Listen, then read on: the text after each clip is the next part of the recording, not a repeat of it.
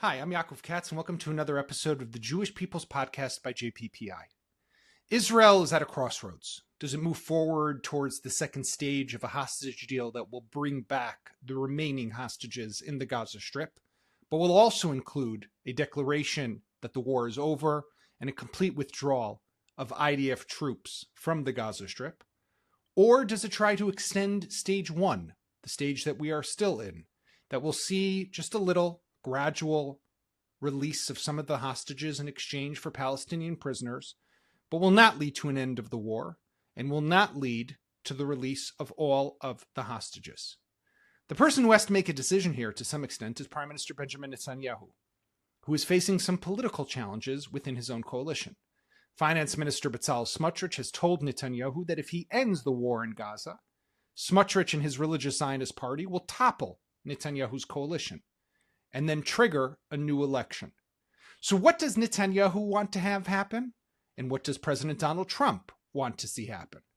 The Israeli public, 70 to 80%, according to polls, say that they prefer a second stage and a complete release of all of the hostages. And how do the politics fit into here? For example, at the end of March, in just about a month, Israel and its coalition need to pass a state budget. The ultra-Orthodox parties are threatening that they will not vote for that state budget if an IDF draft law, one that gives them a blanket exemption from military service, is not first passed. So what will Netanyahu choose? Go and give the Haredim, the ultra-Orthodox, the draft law that they want? Or not and risk his coalition falling because of the budget? Or might he prefer to see his coalition fall because of the hostages? These questions and many more is what I pose to our guest on today's episode, Tal Schneider. Tal, an old friend and a veteran journalist, is currently with the Times of Israel and Zman Yisrael as their senior diplomatic and political correspondent, but also used to serve a number of years ago as a correspondent in Washington, D.C., so knows Israel and the U.S. relationship from all of its different sides, from the Israeli side and from the American side. Tal gives us insight into what might be happening in the minds of Israel's cabinet, but definitely, and most importantly, in Netanyahu's mind. Have a listen. Tal Schneider, it's great to have you on the JPPI podcast. Thanks for being here with us. It's good to be here, Yaakov. So we're talking as Israel continues this debate that takes place politically, on the political level, but also among the public of what's the right move next. Should Israel advance to a second stage of the hostage deal? Should Israel extend the first stage of the hostage deal? And important to kind of make that distinction, right? Because extending means that the IDF remains in Gaza. We don't declare an end to the war. Going to the second stage is an end to the war. That comes with a whole multitude of other challenges for the prime minister, for the country. Or do we say, you know what? As some people have said in the government, Orit Struk as an example, one minister, hostages less important, eliminating Hamas more important. So I want to kind of use you here today, Tal, to tell us, where is Israel going? What is going to happen here? So I'm afraid that extension of stage A is something that Israel is debating among itself, and it has nothing to do with the Hamas or the other side, whoever it is, with the terror organization. This is a self-discussion, but it's not relevant. I have not heard anything from the other side alluding to any possibility like that. And knowing them for many years, they have this frame that was signed back in May. It was on the table, but it was signed this January. And in that frame, there was supposed to be a negotiation for a second phase. And Israel did not initiate that, did not go to that on a full scale. And they will not step back from that route, meaning negotiation for a second stage. And I think the whole concept of extending step A, part A, this is something that it's, unfortunately, it's irrelevant. But, it's interesting because you mentioned, right, according to the agreement that was signed, Israel and Hamas were supposed to engage through the mediators, the Qataris, the Egyptians, the Americans, whoever they were going to be. At day 16, they were supposed to start negotiations for this second stage of the deal. Those negotiations never happened. And here in Israel, every day, people like yourself and the media were writing, Bibi is letting the delegation go. Bibi is not letting the delegation go. Then there were different, flashes. Yuli Edelstein, the chairman of the Foreign Affairs and Defense Committee, he says, second stage talks have begun. Bibi's office comes out, says, no, there were never second stage talks. It was like this game. I agree with you to an extent. It was a game that we were playing with ourselves, but Hamas hasn't said this is a violation of the agreement, and they continue to release some of the hostages and some of the bodies that remain under stage one. So do they really still expect a stage two, you think? As for what's going on with negotiation and, sort of a back scene or something that we don't know of, I have to admit it to you. There may be things that are going on that we are not aware. And I mean, I feel like 90% of the things that are going on, we're not aware. We're not being told about everything.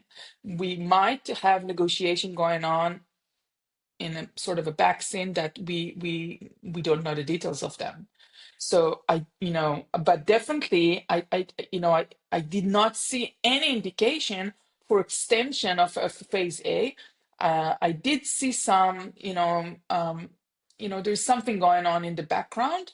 But it is also true that Israel did not send a negotiation team on day 16, and we don't see a flurry of activity in the front. We do see, right, while we're talking and while we're recording this, there is the last day of hostages released, meaning 4 additional hostages that were murdered are slated to be out at night. Right. And this is basically the end of The end of phase A. stage one. But what we're also seeing, assuming, and as we're recording this, of course, this is expected to happen later tonight. We don't yet know. This is Wednesday, early evening here in Israel. But assuming that those 4 bodies do come back, and that is the end of stage one, what was supposed to happen is, again, the move to stage two. But Steve Witkoff, the Middle East special envoy, who was supposed to arrive here in the region, has for the time being delayed his visit here. Why do you think that is? Why is Witkoff not coming? Well, he said he's not coming because of schedule, and he wanted to appear at a conference back in DC. And this is what he said. I mean, he did not. He said that this doesn't mean that things are not happening. And we do see the all of the administration's top people talking about releasing all of the hostages, going into stage B, keeping on the negotiation going, keeping the ceasefire. They're showing full will to get this thing done all the way through until the last young soldier. As we all there's like huge support in Israel for that. I mean, even when you have ministers in the government that are talking against it, and they say we are talking on behalf of the majority, but now and you're looking at the polling, it's very strong. You have like 70+%, even sometimes 80%, which is almost a consensus for going on into the second phase, bringing everybody out. And if it includes the end of the war, this is it. It has, it may include that, and you have a support from the people for that. So why is Netanyahu, if as you say 70-80%, and I've seen those polls as well, of people who want to move to the second stage, they want to get the rest of the hostages home. And we'll talk a moment about the Biba, Shiri, Ariel, and Kfir, who were laid to rest today. I mean, horrific and so heartbreaking. But that underscores the time is not on our side, right? If we want to get the remaining hostages who are alive, we have to do that now, right? As soon as possible.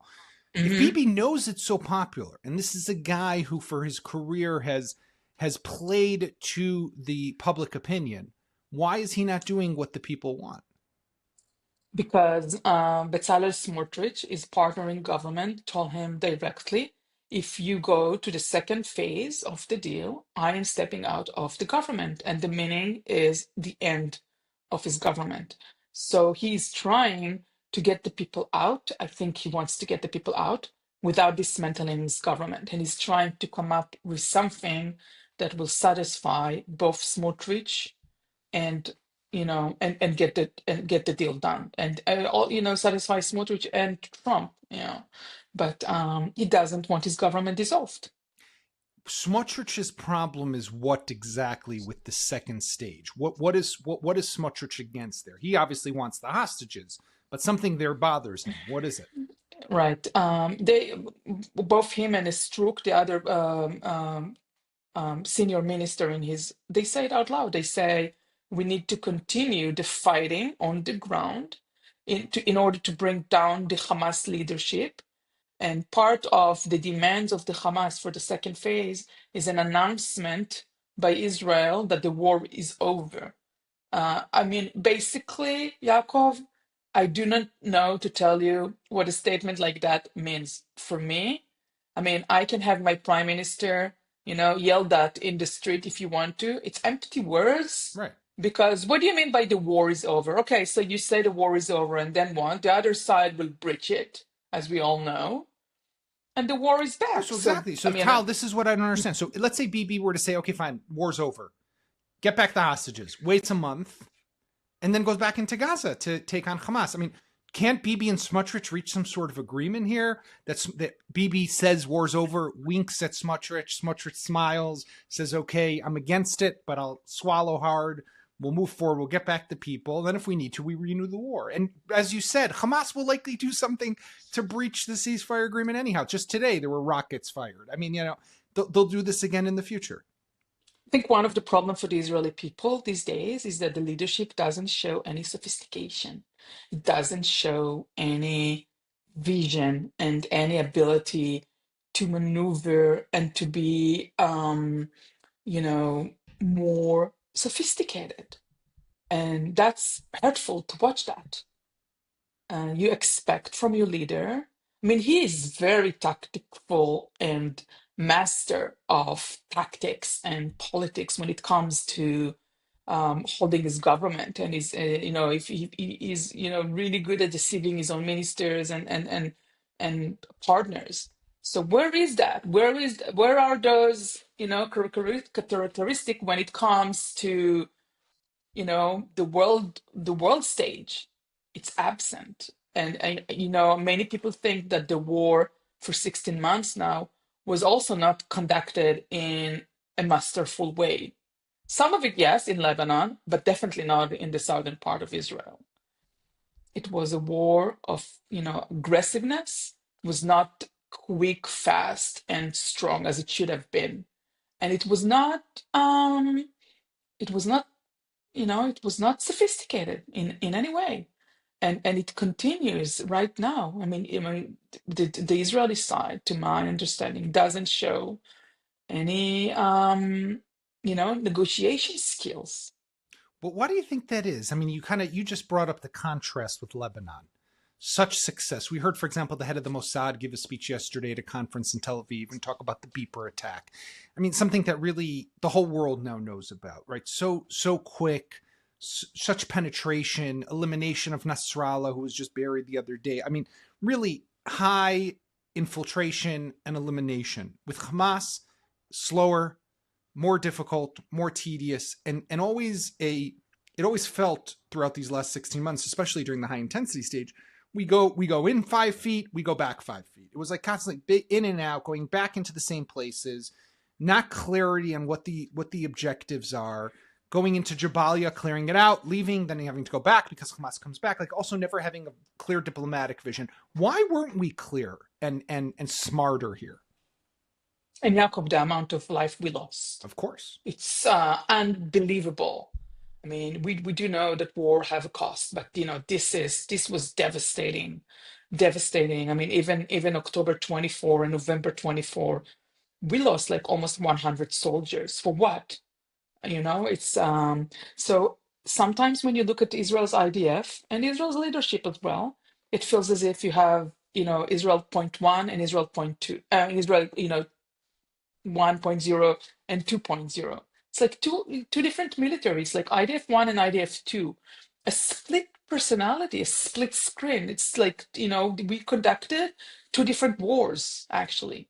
It's like the best intelligence up in the north, the best tactics, the best military, the best, type of vision and ability to conduct, the warfare. And when it comes down to October 7th massacre and the way the intelligence worked before the war on that front, on the southern front, and the way they handled the war, it feels as if it's a different IDF and it's a different leadership. I don't want to put all of the blame on the IDF. The IDF has, plenty of blame to go around with. But the leadership also failed with, everything, vision and agenda and, strategic thinking. It's like the loss on the southern front is on all levels, really. Even with the war planning, even with equipment, even with the way they handled, the way they entered Gaza. People thought, why do you enter from the north and you don't enter from the south, where you claim Rafiah is the main, Right. one of the biggest obstacles, and you kept, you didn't touch this area for like 9 months.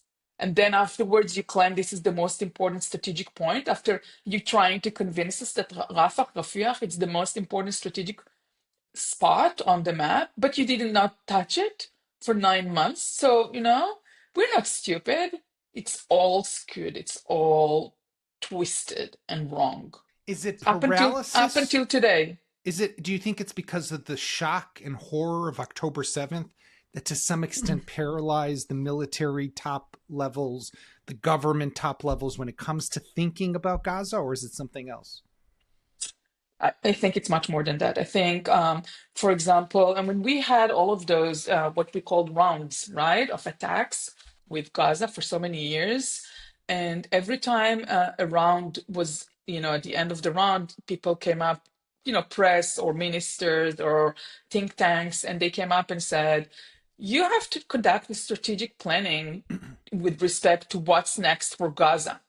I mean, the day after talks did not begin on October 7th. For years, at least since 2000 and, the first big operation, I think Operation Castlead or something, Castlead, 2000. Yeah, it started before Netanyahu was a prime minister, by the way. He entered into the prime minister office after Olmert was in this operation. So immediately thereafter, people said, you have to do strategic thinking. What's going to happen in the next day in Gaza? How this is going, and the cabinet under Netanyahu for so many years did not conduct any kind of strategic planning for the region, and all they did was, let's get the Fatah, the West Bank, the Palestinian Authority, let's weaken them, and in order to weaken them, we can work with the Hamas in a not a direct way, of course, but they made the Hamas stronger, and they avoided. I mean, the current defense minister Israel Katz, as a transportation minister, he put forward a huge plan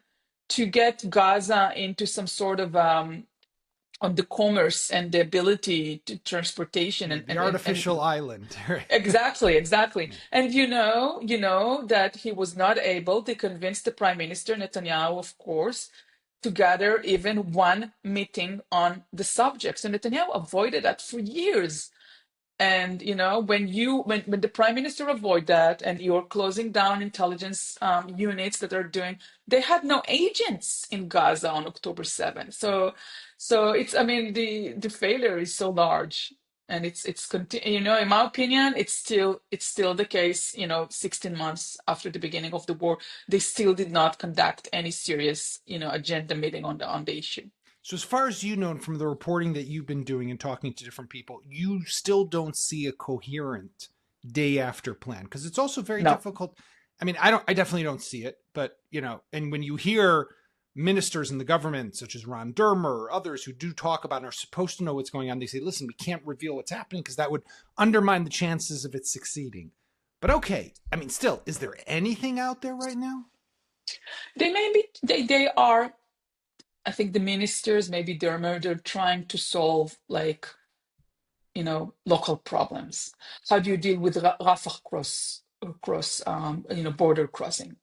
How do you deal with humanitarian aid or no? How do you provide connection, between the northern and the part? It's all, little bits Very of tactical. tactics, right? Exactly. And no one is, this is actually when you talk to the Egyptians, and I've been talking to them, this is what they say to you. They say, you do not do the big picture. You always deal, you want to talk about Kerem Shalom. You want to talk about, for them, I mean, obviously everybody wants to see the hostages out, but, for the Egyptian, they think that end of the war may lead into something. This is what they think it should happen, and they are unwilling to, for example, they say we are unwilling to be a part of this game with Rafah cross border crossing because we want a bigger solution. We don't want this little issue solved. And Netanyahu has been trying to solve little issues, through the years. For example, there is no money inside Gaza, so he brought in. I mean, if you remember, right after the beginning of the war, he called the Emirates leader and asked them to bring in money to solve the problem of Palestinian workers in the West Bank, for Right. example. This is how you solve. Of course, they didn't agree. They laughed at him. This is how you solve. You are putting out fires, but you do not look at the No, but what bothers me with what you're saying is that I think we can all agree. Obviously, October 7th, huge disaster, and terrible, and will need to be investigated. But the even with the problems with the war in Gaza, the region is different today. Hezbollah weakened, new government in Lebanon, potential for change there. Iran weakened, more vulnerable, potential for change there. Gaza, Hamas weakened, potential for change. Like if Israel was smart and Israel was able to seize and capitalize on these changes, we could really re-engineer the Middle East. Doesn't Bibi must get this? He must understand this unique opportunity in time. No. Well, he keeps saying that. I mean, when what you just said, he actually quotes himself saying on October 11th or October 10th, like 2 or 3 days into the war, I said this is going to bring change in the Middle East like it has never changed before, something like that. He's like quoting himself all the time. And he believes in that. But, for me as an Israeli, it doesn't reveal the big picture. So we don't know what it is. He has one claims that repeats itself for the years, which is the Emirates, Moroccan, and Bahrain, they came along without solving the Palestinian problem. You will see the Saudi will also come along without solving the Palestinian problem. And, this is maybe he's right. I don't know. I don't see that yet. But, they keep on saying, no, we will not come along as long as you don't solve the Palestinian problem. But, I think Trump, with the relocation or transfer plan, as you may call it, gave Netanyahu a huge talking point, a huge gift as a talking point, because he can now say, "Oh, this is the plan for the day after. You see, I did not wanted to tell you the day after plan. Now we have one. It's the Trump's plan." And he is sticking to that. It gives him a lot of joy to talk about it as if it's a viable plan. So he can now say, "Yeah, this is the plan." By the way, I'm sure you saw, Tal, the AI video that Trump I did. posted on his social media site, and I mean, lots to talk, lots to look at there. But there's that one image of him and Bibi shirtless on lounge chairs, sipping beer in the new Gaza, the statues of Trump in Gaza. I mean, what is Trump doing? What is this? So if there's one thing I've learned in the years covering, Trump elections and way of doing things is just one thing is those snippets or the things that he does. I think sometimes it's like, joking around and making a scene about something, or maybe making this, crude comments and not really nice things. There's one thing about treating them, and then there are actions, and you have to sometimes kind of put them aside. Mm-hmm. Okay, so he tweeted, an AI video. I mean, I do not see that as a statement. This is, it's, by the way, it was created. It was created by a former Israeli who lives in LA or something. Mm-hmm. And he submitted that to them. He didn't know they're going to just upload it. So it's I mean it's kind of a, how would you say that? It's an anecdote. It's not more than that. I mean, and then there are actions, and as per action, I do not see this plan going through. So it's not something, but it does shake things up, right? And that has value in of itself, I would think, right? It's getting the Arab world and the Arab leaders. They're now kind of off footing, and they have to start to think about what their plan might be and how they'll engage and what they might do. So that does have some value. You know, the Egyptians are putting a plan together, but if you try to listen to them, it's basically the same plan that they've said since ever. I don't see many new aspects there. Um, they say, okay, we'll bring in some professionals to run Gaza. It's not going to be the Palestinian Authority. It's going to be, professional group of people. Okay, this is basically the same that they've said since ever, and they are unwilling to go forward without giving the Palestinians statehood, or some type of a state, or maybe you can call it a state minus or something, but or an autonomy plus. You can come up with what Trump and Netanyahu are really good at is branding. Yeah.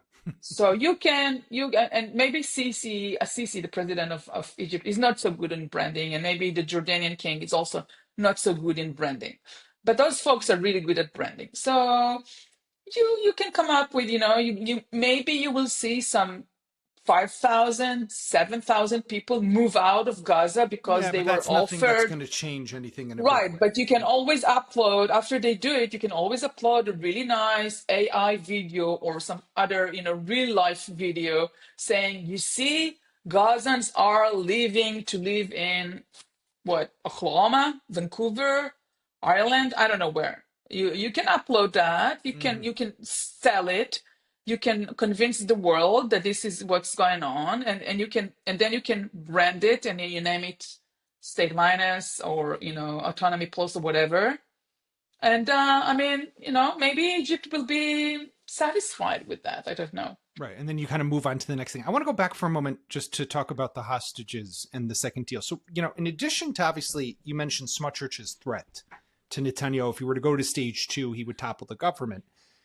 Netanyahu has another there's two kind of trains, I guess, political trains that are moving. There's the Smotrich threat, but there's also that in the end of March, in just about a month, he has to pass the state budget. And I was actually talking with somebody from the finance ministry yesterday, high up there, who was saying, not a politician, a civil servant, who was saying, if the budget does, this is a disaster. I mean, like, we need a state budget for somebody after 16 months of war, the deficit, which is so high. I mean, we need some economic stability.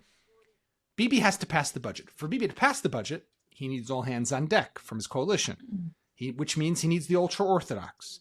The ultra-Orthodox are saying, we won't vote for the state budget if we don't get the IDF draft law that we want, which basically makes our exemption concrete in the Israeli book of laws. Netanyahu wants to give that to him, but he has people within his own party, Likud, but also within Smotrich's religious Zionist party, who are saying, we're not going to give the Haredim, the ultra-Orthodox, the exemption, the blanket exemption that they want. So he's got that threat. He's got this threat. I mean, do you think he can pull off the budget and the draft law? First of all, I think Netanyahu thrives on those events. He really loves those political battles, and he's. I'm pretty sure that there is, like, for him, he likes to postpone things until the very last end, meaning March 31st. So we may not see a solution between up until like March 20th or March 25. He's going to wait out until, because that's the way he puts pressure on his partners. I mean, and on the other hand, not all of the ultra-Orthodox say what you just said. So the Minister of Housing, Itzhak Goldknopf, says that, actually makes a threat saying, if you are not going to pass this exemption bill or draft bill, but it's really an exemption bill, a blanket exemption, we are toppling this government. But, you may ask yourself, is this just a threat or is this the real thing? Because in order to satisfy Golknopf, you have to pass the draft bill in the next 2 weeks and then, work on the budget in the following 10 days. So we don't see, I mean, you and me we're following Right. There's been no movement on a draft bill. Right. exactly. We're seeing the specific committee in the Knesset being run by Yuli Edelstein. And this committee has been sitting on that for a long time, but it's not coming up with answers. And they have some suggestion coming from the defense minister, but the ultra-Orthodox, including Goldknopf, are just denying those suggestions completely. So we don't see this, coming around. Having said that, Deri from Shas and the other Ashkenazi ultra-Orthodox from United Torah Judaism, Gafni, they're both willing to pass the budget without a solution for the draft. So it's gonna, maybe. So if there will be someone who will step out of the government, it will be 3MKs from United Torah Judaism. I find it hard to believe because usually they're not they do not make a separation between the two of them. But let me tell you that this is 64 seats. If you have three stepping out, you still have 61 and the government remains in power. You can still conduct things in 61. It's very unlikely. They don't work apart, as I said. Right. And I think also there would be a lot of pressure. Like if Goldknopf leaves, for Gafni to stay would make Gafni look like he's caving on this issue to his constituents. Right. Yeah, they're pulling each other. But judging from the last 3-4 years, Goldknopf threats were usually just kind of an empty threats. Mm-hmm. He never he just makes all those threats all the time. So you don't think it's real. You think that the budget will likely pass? Well, they may have problems passing the budget as it is without connection to the situation, as you said, from other you do see a lot of tension inside this coalition from many aspects because of the hostage phase B deal or other problems. You did this infighting inside the Likud all the time, which allude to a situation where they're not satisfied. I mean, you feel friction. You feel friction. You don't feel this coalition. But, Netanyahu, as I said, Netanyahu thrives on those frictions and enjoys them. He really enjoys them. So you may actually see him being able to get through that. It doesn't mean that the government will, stick around until the end of 2026, but it may stick around for another, 8 months, 9 months. Usually governments in Israel do not stay longer than 2.5 years as it is. And this government is already 2.5 years. One thing that I've been telling myself, and you'll tell me if I'm crazy or not, is that if he kind of knows that the government's going to fall over the budget and maybe connected to the draft law, not connected to the draft law, and he knows that he could go to the second stage, get the hostages, have his government also fall. Much more popular to have your government fall and go to an election on the heels of bringing back hostages from Gaza than because of a stupid draft law or some budgetary argument over something, right? Wouldn't he want that more than the other? Well, when campaigning and you're going to have Smotrich and Ben-Gvir on your back claiming all the time that you were, that you chickened or that you did not finish off Hamas and you should vote for Ben-Gvir and not Bibi because he did not finish off Hamas. This is not a pleasant situation for the prime minister to be at.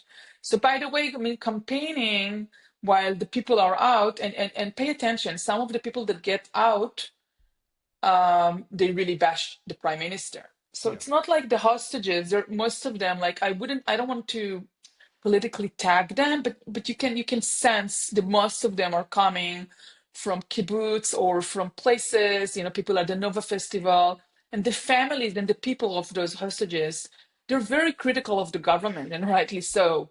So this is not a group that comes out and then will politically play with him, right?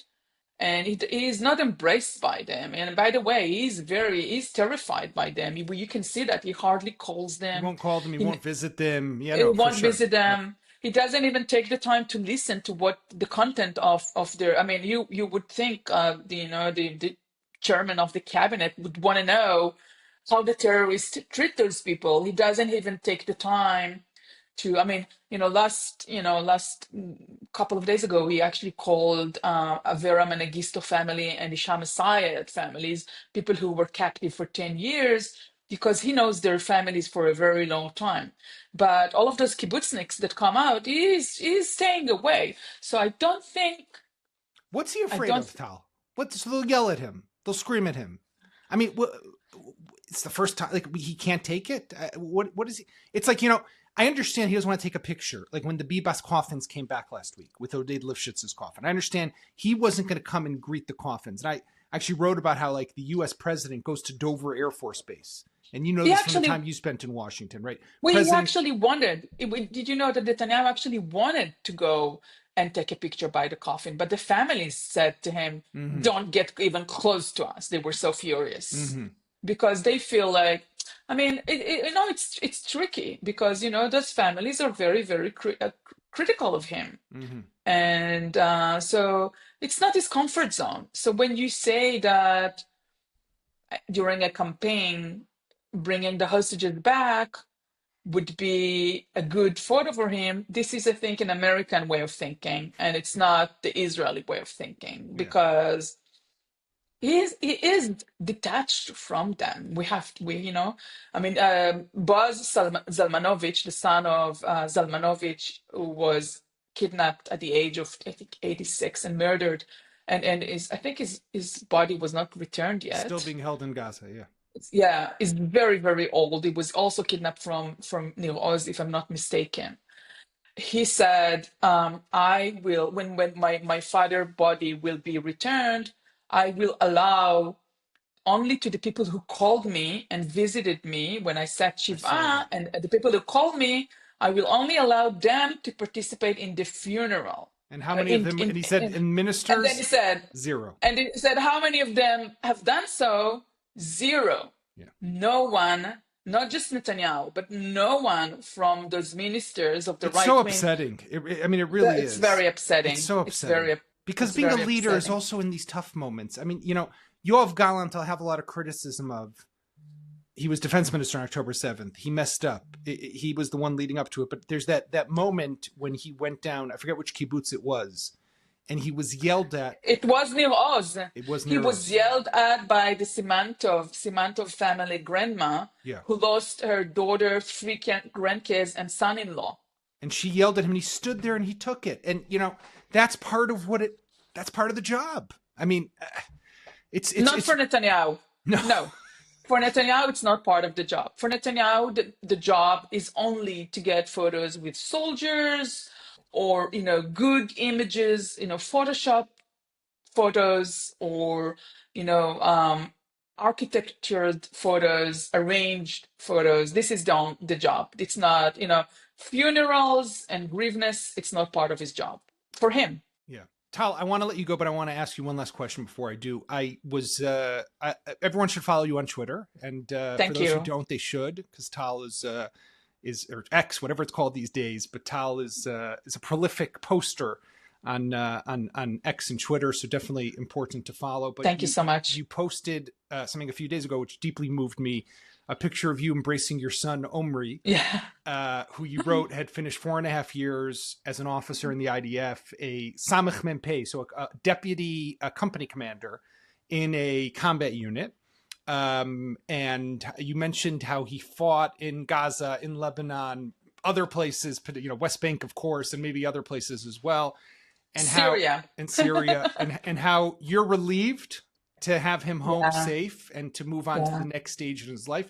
But I just want to ask you, as a mother and a journalist and covering this story at the same time, I mean, I think this is often what people don't remember about people like yourself, right? Who you're wearing a bunch of hats at the same time. So first, let me tell you that I have 2 soldiers.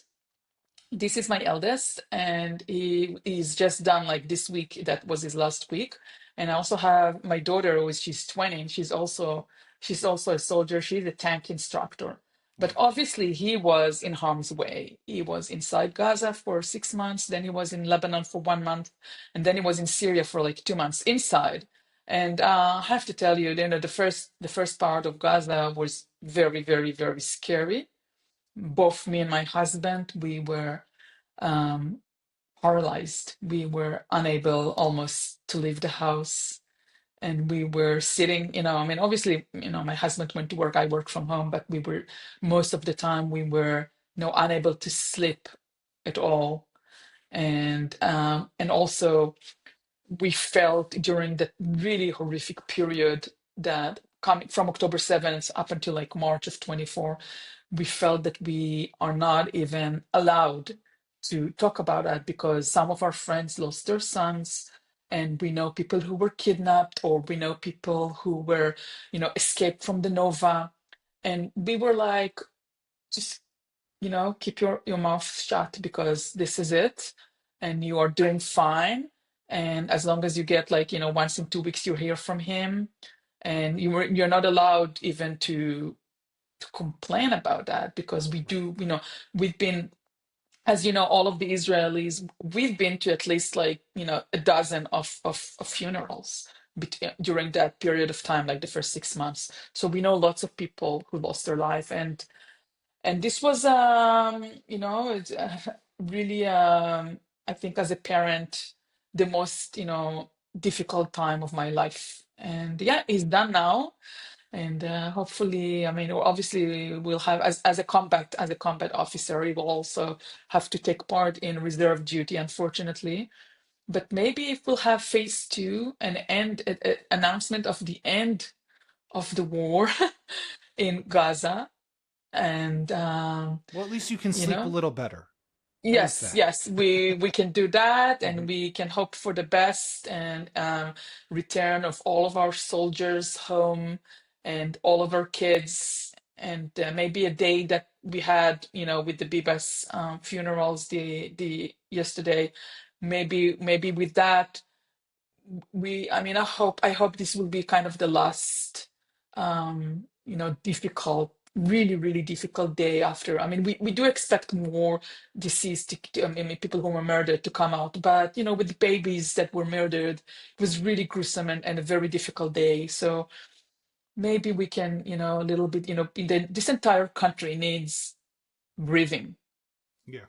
And It's time for some rehabilitation, that's for sure. Well, Tal Schneider, yes, thank you so much for being with us, and thank you thank you. for sharing your insights and the little personal bit at the end. Thank you very much. Thank you for joining us on today's episode. You can find us, as always, where podcasts can be found on Spotify and Apple, of course, on YouTube and on the Times of Israel's website. We will be back on Monday with another episode of the Jewish People's Podcast. In the meantime, hoping and praying for some quiet, for the safe return of all of the hostages, and a Shabbat Shalom and a good weekend to you all.